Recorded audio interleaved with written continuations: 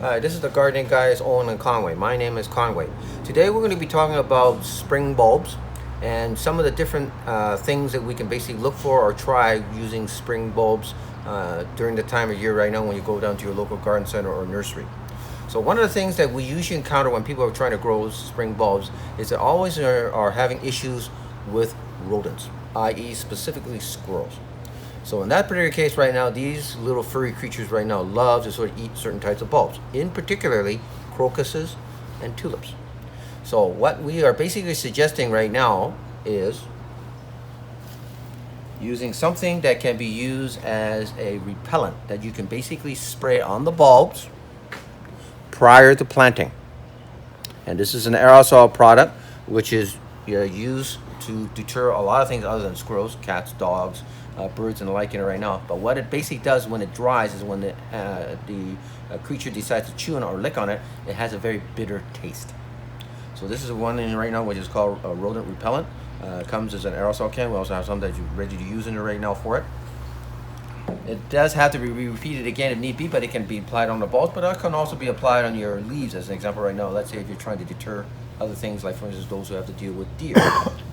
Another one that also can be used right now if you're planting a very small area, as you're planting the bulbs in the ground or in containers, is using some form of chicken wire. Chicken wire itself right now has large enough openings in the wire itself that the bulb can actually still go through, but still keep those other creatures away, in this particular case squirrels, from actually digging up your bulbs. So you basically dig your holes. Let's say you're putting in some bulbs in a pot or in a plant. You dig a good sized hole in there right now. You put your bulbs in at the appropriate depth, and then you form this little cover, which is using chicken wire to cover up your bulbs right now for it, and then basically you just fill out with your soil, and then you don't even see the chicken wire at all. So those are two little things that we're basically using that you can actually use to sort of keep squirrels away. When we're planting bulbs in it right now for it, you always encounter bulbs that have a lot of very unusual, let's say, attributes. And one of the attributes that I won't call as unusual are things that are fragrant, and people love things which are fragrant. So in here right now we have an example of hyacinths. Hyacinths themselves right now, for some people, if you're familiar with hyacinths, have a really bad allergic reaction on their hands. So be very careful if you are handling hyacinths. If that is the case, try to make sure that you're wearing gloves and try not to sort of get it all over your face, because you can actually break out in rashes really, really bad. In that particular case, it's just basically just trying to make sure you keep your hands washed, and that will usually get rid of the sap, and that's what it is. For some people, it's a sap that causes skin allerginess. So in this particular case, we have hyacinths, and hyacinth comes in many different colors. In this particular case, this one is used as a white flowering bulb. They're not very tall. You're probably looking at a plant that then ultimately will get to be about this tall in here right now for it. They're very, very fragrant. Some people may find it overwhelming. In this example we see in here right now, the hyacinth, which is what you can actually see is white. They do come in other colors. You'll find them ones that will come either as reds, pinks, maybe even some of the sort of a purpley type of color right now for it. So hyacinths are by far the most strongest. Over on the other side right now, we find other things such as certain types of daffodils. Again, you'll find it if you look very carefully on the packaging. They may even say in it that are basically fragrant. These ones have not as strong of a fragrance as your hyacinths, but these are ones that will actually come back. And this particular is an example of a daffodil which we call geranium, and then there's another one which we call cheerfulness. And both these particular ones right now will offer some sort of fragrance, maybe not as strong as I say with hyacinths, but they will come back year after year. Another example that we basically look at right now for things that are fragrant, but they're not as strong right now, but are really good, especially if you want to try to attract bees to your garden. So this is an example right now where I have a bulb, which is flowering onions. And you can see this pretty example. This little guy will produce a flower head that looks about this big. And this one actually comes from my parents' garden right now. The overall height of the plant right now is probably no more than 2 feet in terms of height. But it's a very, very large type of flower head in here right now, coming from a very, very small bulb. You can actually get some flowering onions, like in this particular one that comes all the way from Asia, which is the Allium Giganta, and this one tends to be a larger type bulb. But the plant itself will stand a little bit more taller. You're probably looking at least about a good 4 feet in terms of height. But the heads themselves are big, but they're not as big as impressive as the example that I showed you at the very beginning. Flowering onions that right now, as you see, will also come in other colors. They can come in either as sort of a bluey color, and some of them are somewhat in what I call a very bizarre looking type of thing. And this selection is one that's called hair. Flowering onions themselves there right now usually are grown in very, very sunny location. So if you have an area where it gets a lot of sun, gets very, very dry, these flowering onions will basically love you. They are a little bit unique in some of the bulbs. It is one of the few bulbs where the plant actually will produce leaves first before the plant actually starts to flower. Once it finishes flowering right now for it, as you see, we can attract a lot of bees, and bees sort of love it right now. They will emit a bit of fragrance. I won't say overwhelmingly like hyacinths, but they will actually produce seeds. So if you look in here right now, this particular one is producing seeds. And some of the flowering onions are very, very good at self-seeding. Now, this is a particular example right now of this Allium Giganta will basically produce a flowering bulb maybe after about 3 years or so. Some of them are very, very prolific in terms of flowering, and I have some at home right now. They basically seed themselves all over the place. But these are flowering onions right now. Also, flowering onions are also very good for people who are looking for things which are deer-proof. And you will also find that on your packaging, where it will usually indicate these plants are very deer-proof. So for people who are looking for plants that are not only drought-tolerant, but where deer will not touch, this is a very, very good example right now for it. Again, with flowering onions, much like any other type of bulb, soil must be pretty, very, very well drained. Going over into the Middle East, places like, for instance, Turkey and Pakistan, that type of area right now, which a lot of bulbs are basically coming from right now for it, we get some bulbs which are very unusual in the sense that they produce roots that look almost like an octopus. In this particular example right now, this is what they call a foxtail lily. And this particular plant right now forms a very majestic plant that stands easily, I would probably say, on this particular variety, this Cleopatra, which I've actually grown, will grow roughly about 4 to 5 feet with no problem. And basically it will flower starting from the bottom up, and it makes a really nice statement, especially if you sort of have it in the back of a border, or you want some sort of vertical accent in your garden. Again, this particular bulb, where it comes from right now, it loves a lot of heat. So the more heat, the better. One of the tricks when you're trying to grow these foxtail lilies, do not plant it too deep. These things should be just barely covered right up to the very top part of where the soil is right now. Again, needing good, well-drained soil. And because these roots are very, very brittle, be very careful when you're planting it so you don't damage these little root portions. These particular ones, like I have some at home right now, will over time multiply. Again, it's another type of bulb, just like the flowering onions. The leaves come out first, then they sort of die off, and then the flower actually start forming up from the top part. So we're going to move on to our next particular segment right now, where we're going to be talking about forcing bulbs. So in this particular segment, and when we're talking about forcing bulbs, this is where we're basically trying to trick Mother Nature to come out a lot more earlier in our garden, whether it be sort of inside or outside.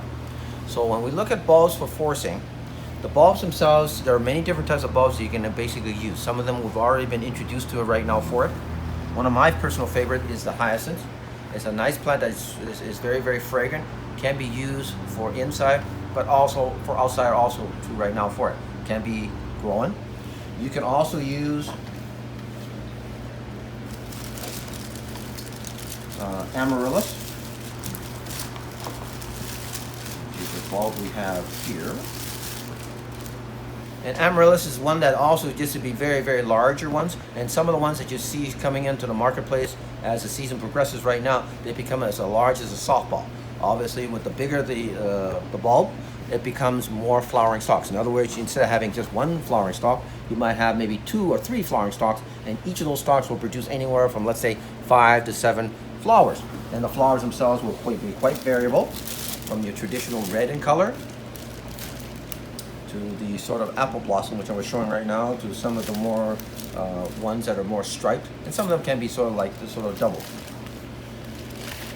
Another one that we also use for forcing bulbs right now is our paperwhites. And paperwhites are very, very easy to sort of grow. They're very, very fragrant, but they're mostly used as an indoor type of a plant, just like an amaryllis.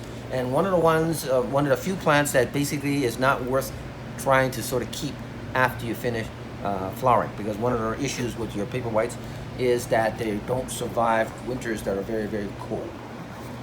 So in this case, with the amaryllis, you can keep that inside and then put it outside for summertime. But with your paperwhites right now, after they finish flowering, it's best to sort of dispose of them and start with new ones next time around. When we're forcing bulbs, there are basically, I would say, 2 distinct particular methods in which you can actually force your bulbs. One of them can be grown in soil. So in this particular case right now, you use your traditional pot, as long as it has a hole in it.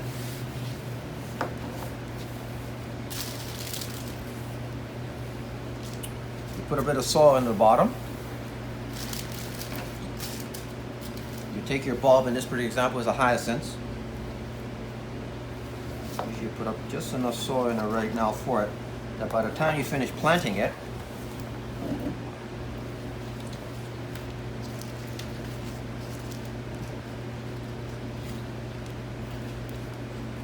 the top or the pointy side of the bulb is still visible on the soil itself. Okay? Give it a good drink of water. So give this a good drink of water. Make sure you label your bulbs so you know what they are. And this will basically be put into a very dark, cool location. So for those of you who are trying to grow hyacinths, as an example, let's say for Christmas time, it's been suggested they should be planted up as early as possible when they sort of come in, something like about the middle of September, in order for it to be able to give you some sort of presentation by the time Christmas rolls around. But for those who don't want to worry about the run right now for it, then you can always plant them a little later. So in this case, once you water it in right now and drain it right now, we put in a dark, cool area right now. I've also used it in the refrigerator, not the freezer, but the refrigerator right now. I just cover it in a plastic bag so it doesn't dry out and then right out during the fridge. Periodically, you should be checking your bulbs to make sure that they're not bone dry. And during that dark, cool location, you're trying to mimic wintertime. So in other words, the plant will start growing roots over the next, let's say, 11 weeks or so. And you will usually find roots that are actually starting to grow right from the bottom of the pot. The plant will also start to initiate a small little green shoot. Now, our next step after you've known that it's actually rooted out, or in some cases you may even want to take out our pot carefully and see if it's rooted. Once it's rooted, then we do the next step, which is trying to sort of trick the plant and say, you know what, it is now starting to become the New Year's and the days are becoming longer. And that's where you take it out into a more sunnier location and you start increasing the temperature gradually. Very, very important right now with any of the bulbs that you're forcing right now. Try to make sure you try to keep the temperature on the cooler side. So when I say cooler side, let's say around 15 degrees Celsius. If you decide to sort of push it into, let's say, like 20 degrees or warmer, it will come a lot more faster. You may find that your flower may not last as long. I usually find that for most of the hyacinths, I would probably say at least 10 days. And if you keep on the cooler side, you might get 14 days out of it. But they don't get as floppy. In other words, you find that the leaves and the stems start flopping all over because the plant is growing too fast of a pace and it becomes very, very floppy. In that case, if your location is very, very warm, I would probably encourage you just to sort of add some stakes prior to planting it right now, so that way when the plant does come up, you can just sort of tie the stakes around it. You can probably just use some just natural branches that you come out of the garden, so it looks more realistic right now. After the plant has finished flowering in it right now, continue to water it. You can remove the old flowering stalk, and so that the leaves will actually gather any of the nourishment to sort of fatten up the bulb for next year. In this particular case, once I finish planting the hyacinths, I usually just plant it in my garden. I find that it comes out very, very well the following year. You may find the flowers look a little bit more smaller, but nevertheless they do repeat their flowering again. So this is growing it in soil, probably one of the easier ones to sort of use. You can also use the pots themselves, where you can actually find, especially in your nursery and garden center after the New Year's, bulbs that you can actually plant in your garden. It's not the most economical way, but it's a good way of transferring bulbs into your garden. This will sort of give you some early color. Let's say if you've got some planters or areas in your garden that you didn't get around to planting your plants, you just plant these pots or bulbs into individual part of the garden. Another thing we look at right now when we're forcing bulbs is to grow it in water. So in this particular example right now, you will be finding a particular container that you're using right now that doesn't have a hole in it. Okay. Now in this case right now, it's nice to sort of have one that's sort of like an open glass jar like this particular one right now for it, where again there's no hole in it right now for it, where you're going to be adding some sort of material to sort of have the ability for the plant to anchor its roots. So in this case right now, we're using some white stones. They can be other types of colors. It doesn't have to be this particular one.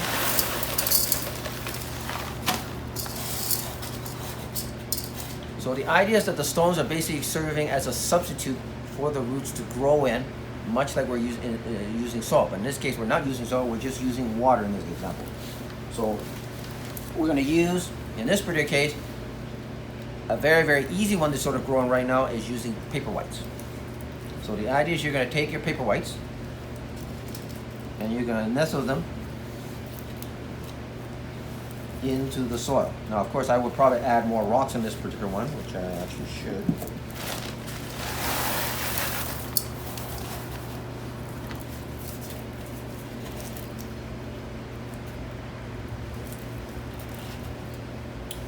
So once you've arranged the bulbs in there right now, it's always best that when you are forcing bulbs, try to stick to one variety of bulbs. Do not try to mix and match different types of bulbs. So let's say, for instance, right now, paper whites do come in white and they come in yellow. Well, don't try mixing them because you may find that they may come out at different times, or in some cases you have different heights. So try to stick to one particular type. Make sure that when you are adding water to it, your water only goes up to where it's touching the basal plate of the bulb. Do not try to put the water up to here, because if you do, there's a very good chance that you're going to end up rotting your bulbs. So you should always have the water touching up to about here. As the plant starts to grow, because you're going to be leaving this in room temperature, the roots will actually start growing into the water and they will start absorbing water. So once you start seeing the water drop down, especially if you have a glass jar, just fill the water back up to where it is right now. And that's how the plant will basically grow. With this particular type of paper whites, you're going to get these particular ones coming out in a matter of just a number of weeks.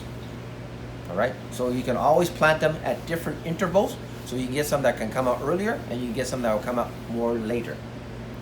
In this particular example right now, we're probably looking maybe 2 or 3 weeks where we're actually will be a particular bulb right now for it. And basically it will basically flower and then the leaves will sort of come out. In this particular example right now, when you're doing something like for amaryllis, and it's only for amaryllis, these things are usually not salvageable. Okay, because you don't have the opportunity for the plant to grow in soil. You can also grow amaryllis, just like we talked about with the paper whites, in water. Okay, same thing too. When you grow things in water, it's not very easily salvageable right now because you're not have the ability for the plant to sort of develop a root system and accept a lot of nourishment. I find that in most cases, if you're just growing them in pots, especially for the hyacinths, or let's say in the amaryllis, which can also be grown in soil right now, they can be actually be brought back. Of course, with hyacinths, we put it on the garden. Amaryllis, in this particular case, after they finish flowering, you basically will remove the flowering stalk. That's important, and then you leave the leaves on. You're going to water it, feed it, water and feed it. During the summertime, when it's a lot more warmer, and only then you would actually put it outside, and that's where it will keep its leaves going. Then, and only then, when we start getting into later summer, you cut back on the watering, and you basically give the plant a sort of a 10-week holiday. The plant may choose, in most cases, to keep its leaves on, but it will know because you've reduced the watering that it's a change in season. And if all goes accordingly, it will start to produce another flower for the following year. In most cases, because amaryllis comes originally from South Africa, they usually will flower before Christmas. So, is there any comments that we wish to sort of say? I believe we covered them all. All right. So, and if you have any comments, by all means, drop us a line. So, from Owen and Conway, my name is Conway. Go green.